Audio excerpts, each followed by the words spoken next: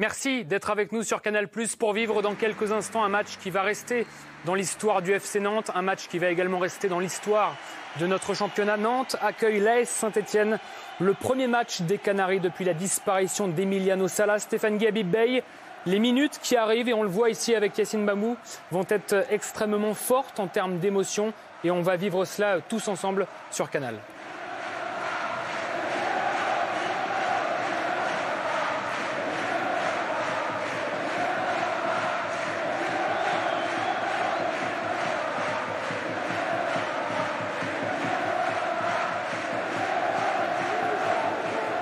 Qu'est-ce que les mots peuvent, dans un moment comme celui-là, habite pas grand-chose. Très franchement, on est tous submergés par l'émotion. Lorsqu'on regarde face à nous le visage d'Emiliano Sala affiché dans le rond central, comment un homme qui volait vers son rêve a-t-il pu avoir la vie ainsi brisée? Quelle injustice!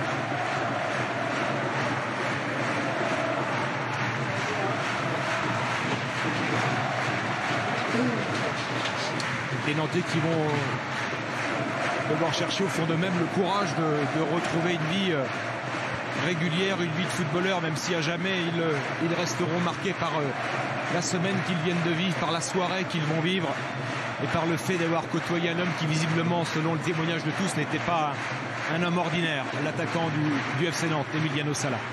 Imaginez-vous, Stéphane, on ne le connaissait pas et on est submergé par l'émotion. Donc imaginez-vous les gens qui ont vécu avec lui à ses côtés, qui ont vécu des moments de vie, de football extraordinaires, ses coéquipiers, qui, on le voit dans les yeux de Valentin Rongier, ont ce soir presque une mission, honorer leur partenaire.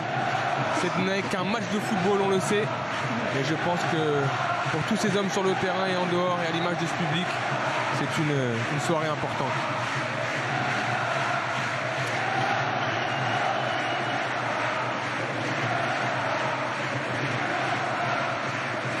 Yacine Bamou qui est venu de Caen. Les supporters de Cardiff également ont traversé la Manche à leur tour pour venir rendre hommage à un joueur qu'ils n'ont jamais vu jouer, qui n'a jamais eu le temps de porter leur couleur et qu'ils ont pourtant dans leur cœur et toute la Beaujoire. Scandent le nom du buteur argentin.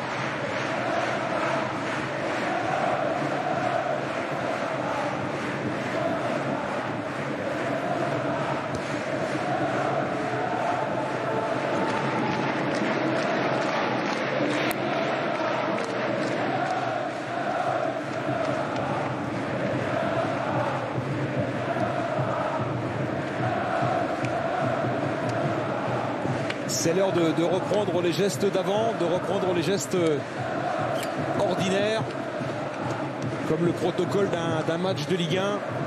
Gardons espoir, on veut parler d'Emiliano Sala au présent, même si les nouvelles aujourd'hui ont été rudes pour tous, puisqu'on a retrouvé dans le nord du Cotentin, près de Cherbourg, les premiers débris de l'avion qui transportait Emiliano Sala dans cette funeste nuit du 21 janvier. La famille d'Emiliano Sala n'est pas présente à la Beaujoire ce soir. Elle reste mobilisée à Guernesey, au plus près des équipes de recherche. Il nous faut vous donner un 11 de départ. Voilà des garçons qui partageaient il y a quelques jours encore le quotidien de leur ami Sala, leur meilleur buteur, celui qui leur permettait de performer dans ce championnat. Oui, c'est un collectif qui va devoir faire front aujourd'hui, on l'a dit, ensemble.